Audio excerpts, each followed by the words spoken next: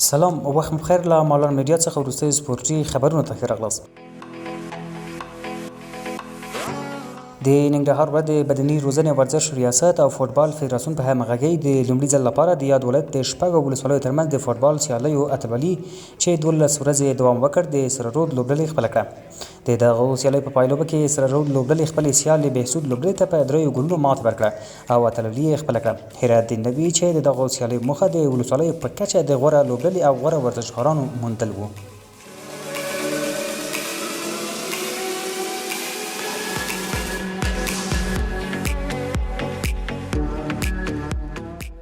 د غزنی ولایت اندړ ولسوالۍ د دیسي سیمې ځوانانو له خوا د غزنی او پکتیکا ولایتونو د 33 لوبډلو ترمنځ د والیبال اختري سیالۍ د پکتیکا د ورزش امریت لوبډلې په ګټه پای ته ورسېدې.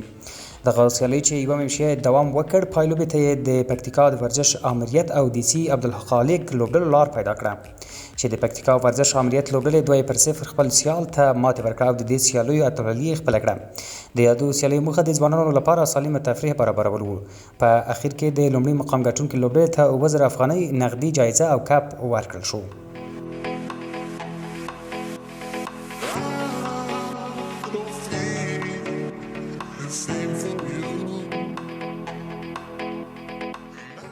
د ننګرهار ولایت د بدني روزنې او ورزش ریاست او بوکس فدراسیون په همغږۍ د ننګرهار، کابل، کونړ، لغمان او نورستان ولایتونو د اتیا بوکسرانو ترمنځ د سوک وهنې سیالۍ ترسره شوې. دغه سیالۍ د 15مې ناحیې اړوند په جمنازیوم کې ترسره شوې چې په پایله کې ننګرهار ولایت د 10 لوبغاړو په لومړی مقام ګټلو سره لومړی، کابل د 15 لوبغاړو په بریا سره دویم مقام او کونړ د 10 لوبغاړو په بریا سره دریم مقام ترلاسه کړ.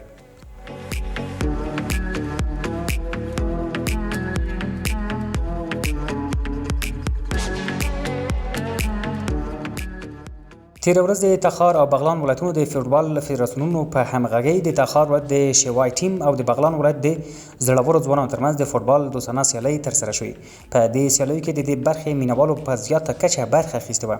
د لوبې په پای کې 2-1 د تخار ولایت د شوای لوبډلې په ګټه پای ته ورسېد او شوای لوبډله د دې سیالیو اتله شوه.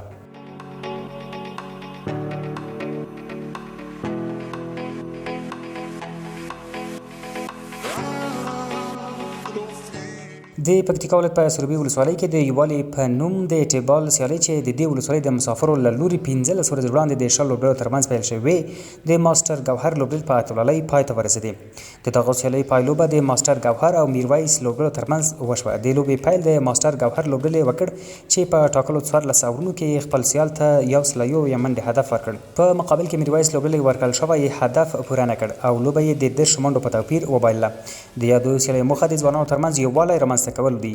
په پای کې د لومړي مقام ګټونکي لوبډلې ته 15000 افغانۍ او دویم مقام ګټونکي لوبډلې ته 6000 افغانۍ نغدي جایزې ورکړل شوې.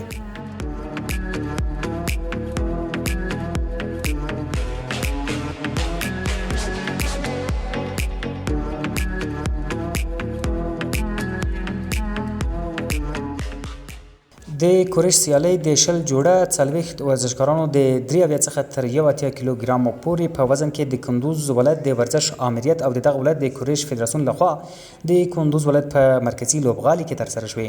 د دغه سیالیو په پای کې مزمل په 83 کیلوګرام وزن کې قاری ادریس په 81 کیلوګرام وزن کې لومړی مقامونه خپل کړل. د دغه سیالیو موخه د غوره لوبغاړو پیژندل دي.